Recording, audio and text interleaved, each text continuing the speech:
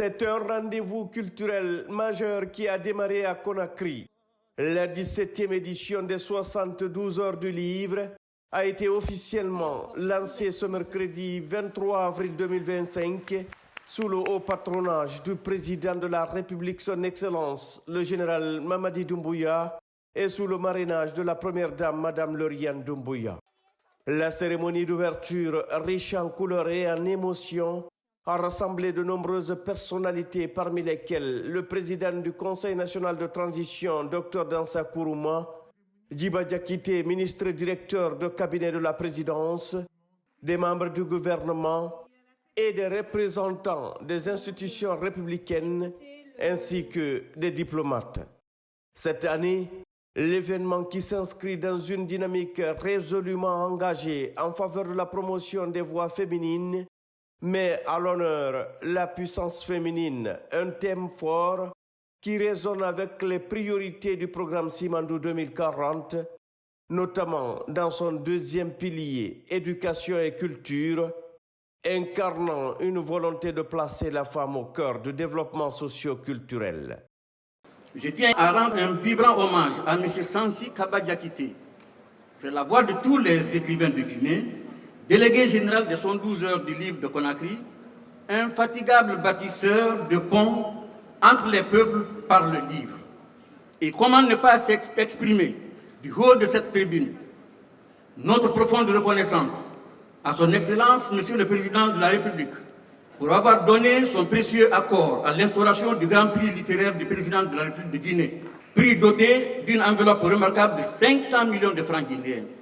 C'est un signal fort envoyé à toute la chaîne du livre guinéen, un message clair qui stipule que la culture est un pilier du développement national. Cette 17e édition est dédiée à un thème aussi fort qu'universel. Il s'agit de la puissance féminine, mettant à l'honneur la femme, muse, autrice, éditrice, lectrice, militante et j'en passe. Il souligne avec nous la contribution essentielle des femmes dans l'édification de nos sociétés.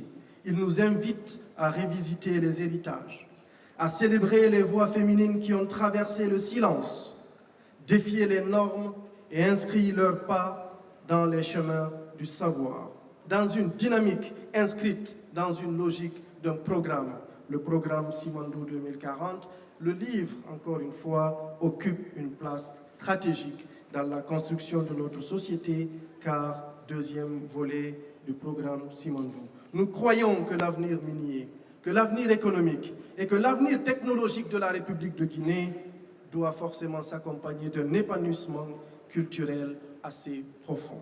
Et c'est affirmé que le futur en Guinée, comme ailleurs, s'écrira avec des femmes et par les femmes. Alors, faisons écho du deuxième pilier du programme de transformation politique, sociale et économique de la Guinée, proposé par le président de la République, le général Mamadi Doumbouya.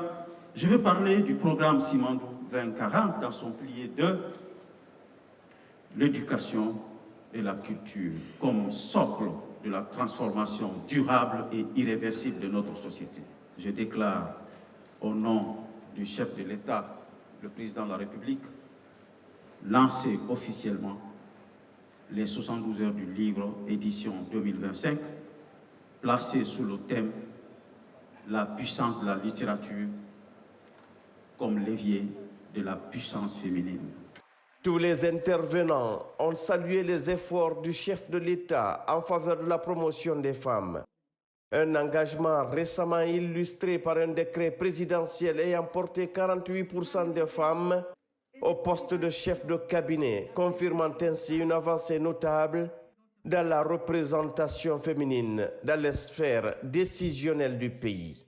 C'est un honneur pour moi de parler au nom des femmes de la République de Guinée, mais surtout de parler au nom de la Première Dame qui met en avant l'émancipation de la femme, l'entrepreneuriat féminin le leadership féminin dans toutes ces actions. Les 72 heures du livre interviennent à un moment crucial du développement de notre pays, dans le cadre de notre programme de développement national du pays socio-économique durable et responsable, le programme Simandou 2040, qui en son pilier numéro 2 met en avant la culture et l'éducation. On met comme accent particulier pour cette 17e édition des 72 heures du livre la puissance féminine.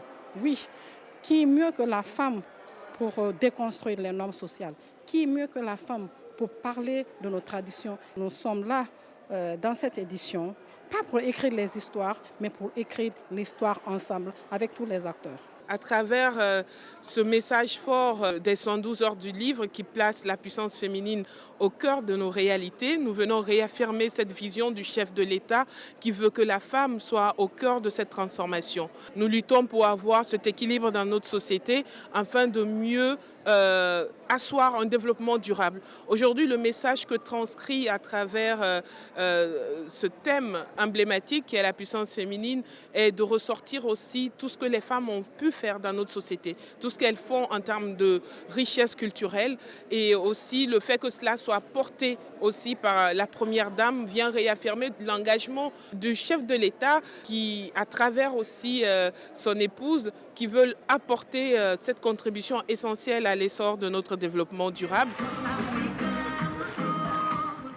Sur place, des artistes ont livré des prestations hautes en couleurs, entre poèmes engagés, danse et chants, pour célébrer le rôle central des femmes dans la société guinéenne. Durant 3 jours, Conakry va vibrer au rythme du livre. Des stands, des tables rondes, des expositions et des ventes de livres seront organisées. Moment fort de cette journée, le ministre directeur de cabinet de la présidence, Djiba Diakité, a procédé à la remise du prix littéraire des lycéens de Guinée, une distinction qui récompense la passion et le talent des jeunes lecteurs du pays. Les 72 heures du livre se poursuivent jusqu'au 25 avril.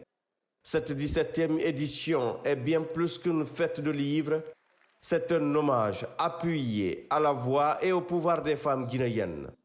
Cet événement culturel promet d'être non seulement une célébration de la littérature, mais aussi un hommage vibrant au leadership féminin et à la place centrale qu'occupent les femmes dans la construction de la Guinée de demain.